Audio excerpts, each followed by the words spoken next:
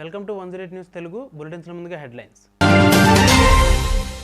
ఆంధ్ర రాజధానికి పెరిగిన demand, real estate మార్కెట్లో హైదరాబాద్ను మించేలా అమరావతి భూముల ధరలు. బ్యాంక్ ఖాతాదారులకు వడ్డీ రేట్ల మోత, అధిక సొమ్ము కట్టలేక లబోదిబోమంటున్న మధ్యతరగతి కుటుంబాలు. పబ్జీ ఆటకు బస్ డ్రైవర్ ఇచ్చిన ట్విస్ట్, ఆటలో పరిచయం కాస్త ప్రేమగా ముదిరి సముద్రాలు దాటి వచ్చిన అమెరికా యువత. బక్రీద్ సమయంలో గొర్రెలకు పెరిగిన గిరాకీ, లక్షల్లో వేలం వేసి మరీ కొంటున్న ముస్లిం సోదరులు. ఒక్కో గొర్రె ధర 7.5 లక్షల పైమాటే. రేడియో మిర్చి, ఇది చాలా హాట్ గురు, ట్రాఫిక్ ఇకపై ఉండదు గురు. ట్రాఫిక్ని కంట్రోల్ చేసేందుకు రేవంత్ రెడ్డి సరికొత్త స్కీమ్. ఆంధ్రప్రదేశ్లో ప్రభుత్వం మారడంతో అమరావతి ప్రాంతంలో మళ్లీ జోష్ కనిపిస్తోంది. 5 ఏళ్ల పాటు స్తబ్దుగా ఉండిపోయిన భూముల ధరకు ఇప్పుడు మళ్లీ రెక్కలు వస్తున్నాయి. అమరావతి మాత్రమే రాష్ట్రానికి రాజధానిగా ఉంటుందంటూ చంద్రబాబు నాయుడు చేసిన ప్రకటనతో అమరావతి పునర్వైభవం దిశగా మళ్లీ అడుగులు పడటం మొదలైంది. లోన్ తీసుకోవాలనుకుంటున్న వారికి దిగ్గజ బ్యాంకులు వరుసపెట్టి షాకులు ఇస్తున్నాయి. ఈ జూన్ 2024లో దేశంలోని 6 దిగ్గజ బ్యాంకులు రుణాలపై వడ్డీ రేట్లను పెంచి తమ కస్టమర్లపై అదనపు భారాన్ని మోపాయి. అందులో SBI, PNB, HDFC వంటి బ్యాంకులు కూడా ఉన్నాయి. ఈ నెలలో రుణాల బెంచ్ మార్క్ రేట్లు, marginal cost of funds, best lending రేట్లు పెంచాయి.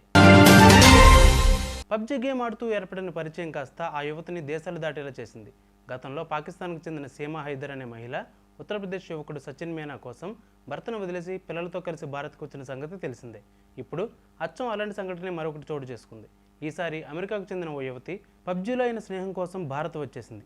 ఇందులో ట్విస్ట్ ఏంటంటే, ఒకరితో కాకుండా 2 యువకులతో స్నేహం ఏర్పరచుకున్న ఆ యువతి భారత్కు వచ్చిన తర్వాత ఒక యువకుడితో కొన్ని రోజులు ఉంది. ఆ తర్వాత మరో యువకుడి వద్దకు వెళ్ళింది.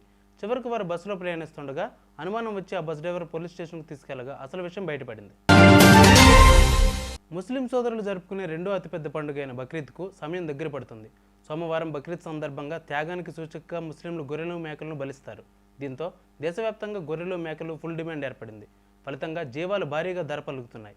కొన్ని చోట్ల మేకలు, గొర్రెలను వేలం వేసి మరీ విక్రయిస్తున్నారు. మధ్యప్రదేశ్ రాజధాని భోపాల్లో టొరంటో అనే పేరున్న 2 ఏళ్ల గొర్రెను వేలం వేయగా కళ్ళు చెదిరి ధర పలికింది. భారీ బరువు ఉన్న టొరంటోను వేలం వేసి 7.5 లక్షలకు విక్రయించారు. అయితే ఈ గొర్రెను మే నెలలో వేలం వేశారు. 161 కిలోల బరువున్న ఈ గొర్రెను పూణేకు చెందిన ఓ వ్యాపారి 7.5 లక్షలకు కొనుగోలు చేశాడు. ఈ శనివారం సాయంత్రం కమాండ్ కంట్రోల్ సెంటర్ను సందర్శించిన సీఎం రేవంత్ రెడ్డి అధికారులకు పలు సూచనలు చేశారు. ప్రజలకు ఇబ్బందులు కలగకుండా FM రేడియో ద్వారా ఎప్పటికప్పుడు ట్రాఫిక్ అలర్ట్స్ అందించేలా ఏర్పాట్లు చేయాలని చెప్పారు. ఈ సీజన్లో ట్రాఫిక్ ఇబ్బందులతో పాటు నీరు నిలుస్తున్న ప్రాంతాల్లో తీసుకోవాల్సిన చర్యలపై పలు సూచనలు చేశారు. ట్రాఫిక్ సమస్యలు తలెత్తకుండా ఫిజికల్ పాలసింగ్ విధానం అనుసరించాలని, సిబ్బంది కొరత ఉంటే హోంగార్డులను వెంటనే రిక్రూట్ చేసుకోవాలని చెప్పారు. ఔటర్ రింగ్ రోడ్డు యూనిట్ను తీసుకున్న డిజాస్టర్ మేనేజ్మెంట్ను ఇంటిగ్రేట్ చేయాలన్నారు.